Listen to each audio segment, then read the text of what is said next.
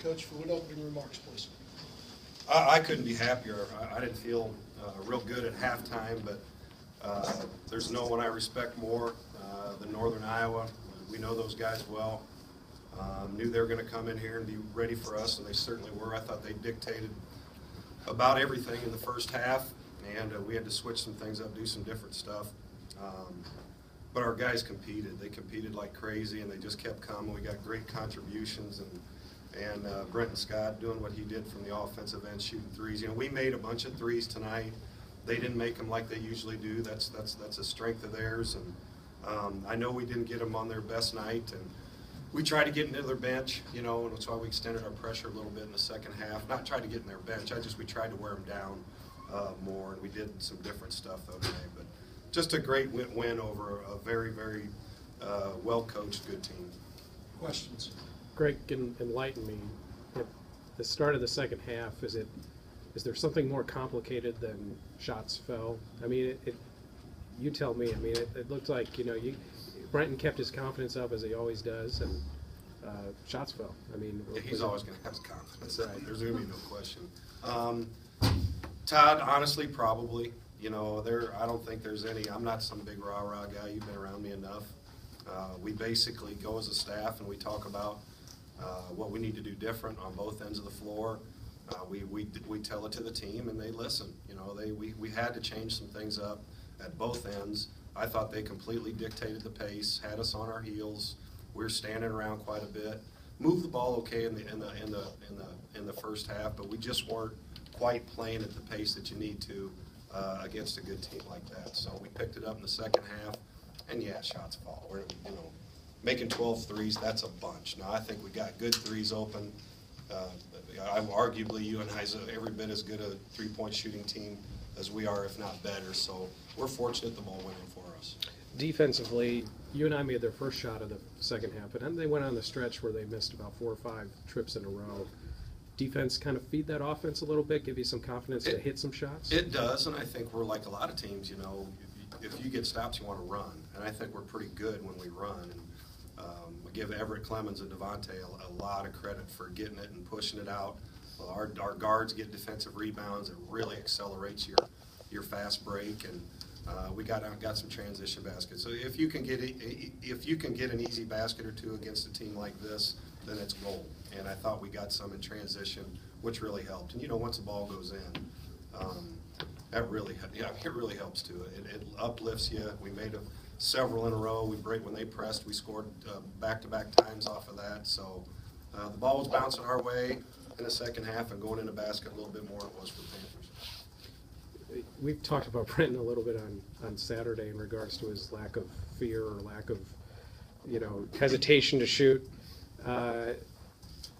You know, just obviously you rode the benefit of that tonight, and you know, just you know, I know you guys have a structure on how you want shots to go, but you know, he kept you in the game in the first half too, and you know, just talk about what I hear sometimes, you know, the grunt when the shot goes up and then the relief when it goes in. Shots, yeah, but you know, just talk about having somebody obviously who can just get you a shot. There's a few things I want to hit on that, and that just speaks of our chemistry and the type of guys we have on the team.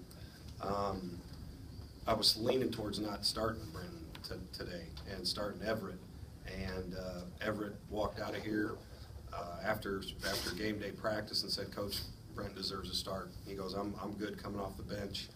Let's keep it the same way." So that speaks volumes about Everett Clemens. And then I think you look at Christian and Devontae. Brenton takes 19 shots, Devontae gets 13, Christian 10. They don't bat an eye at that. They want him to score. They seek him out. They live with him maybe taking a tougher shot because they know the type of player he is. And I think that's great for your senior leaders to be able to defer to somebody like that. And Brenton, he's not going to get 30 obviously every game, but he's an explosive scorer. He can score. He can get it on his own. He makes open threes. I'm telling you, the last couple days, not just him, a lot of our guys have, but he's put up a lot of extra shots on his own. So hard work pays off, and he's a huge lift and just a tough competitor, especially at that end. It looks like no matter what rotation you guys have in there, you're hitting that point where everyone's kind of flowing and everything's flowing together. Is that something that you're noticing, that it seems like everything's kind Well, I of didn't notice it in the first half. You know, maybe I need to say something different to start games, but I went in at halftime and told them, hey, this just reminds me of the last game. You know, we didn't play very good. We're playing against a good team. We're going to go out and play a lot better this half. And hopefully we can learn to maybe play closer to 40 minutes of good basketball.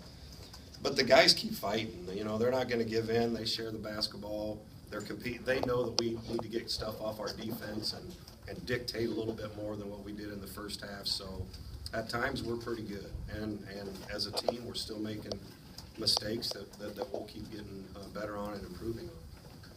How important is it right now to be playing as well as you are in these games in January as opposed to, November, where you guys weren't quite where you wanted to be, and now getting closer to the end of the year? Yeah, guys did a good job over break of improving, and we did a lot of extra work and different things, and it's just taken us a while. These guys are getting more comfortable playing with each other. It's 5 games in. I mean, it's there's so much basketball to be played, but we beat teams that have all been picked ahead of us. We had Evansville down 1 with just over 5 minutes to go there. So we've shown that we're a formidable opponent. I think we've shown that we still can improve and continue to get better as long as we stay healthy and keep working like they're working in a day in and day out basis in practice. We'll have a chance every night. Greg, the importance of Everett staying in front of Wes Washburn. I mean, UNI only shot 26% in the second half, and it's no surprise he can defend, but Wes is a tough defensive assignment, and just talk about the effort he put in. He's Russell Westbrook-like. I mean, he really is. He is so fast and so explosive. I've watched him all their games, and he just flat out embarrasses you sometime. I mean, there's not much you can do about it, and he hurt us. But they scored, I think, 20 points off their ball screens in the first half, so we just tried to make some adjustments, but it was really boiled down to what you just said. Everett Clemens guarding the ball. He's very good at it. He's not going to win every battle, but he is as good as one-on-one defender as there is. Did it bother you that the fans booed at the end because they didn't get free chicken? I mean, really. I mean, you won by 14, and they're booing for free chicken. It doesn't bother me, Todd. I mean, no. I mean, I think it's strange. I think our players understand it. If I thought our players didn't understand it, I might say something, or to change our. Because when you get a team that plays and competes as hard as we do, they deserve applause when they come off the floor. They deserve applause at the end of the game, but they get it. I think it's a great promotion that we've done. Maybe we have to rethink it a little bit or make it a halftime score, Mike. I don't know. We'll talk about that for next year. But we appreciate Qdoba and Chick-fil-A and what they do. And it doesn't bother. I'm not telling you what, I'm not going to lose any sleep over it. I told Jake, shaking hands there at half court, I said, isn't this crazy? I mean, you win a tough game and you get booed on your home court. But that's just lighthearted, and I'm fine with it because I know our fans appreciate it. Coach, as Brenton continues to score and Matt gets more confident as the season goes on, do you think that helps Devontae in terms of being a lot more comfortable? Because it seems like the last couple of weeks he's just not forcing as much offensively with those two getting.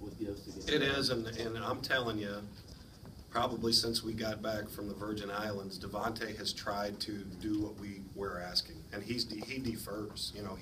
He's making plays for those guys, and it's helping him. We rode him hard last year, and he had to do it. And I think he thought he had to do it a little bit to start the year, and he probably did, because Matt wasn't shooting like that. Brenton wasn't playing as well. So I give Devontae tons of credit for that. And Matt and Brenton are both very good offensive players, and they stretch the floor for us, and Brenton can get him on his own. And it only helps, when it's like Northern Iowa. They got those 4 guys standing outside the three-point line, and one of the fastest guys, if not the fastest guy in the league, penetrate. It's hard, and it helps when we can do that too. Anything else for Coach? Coach, thank you.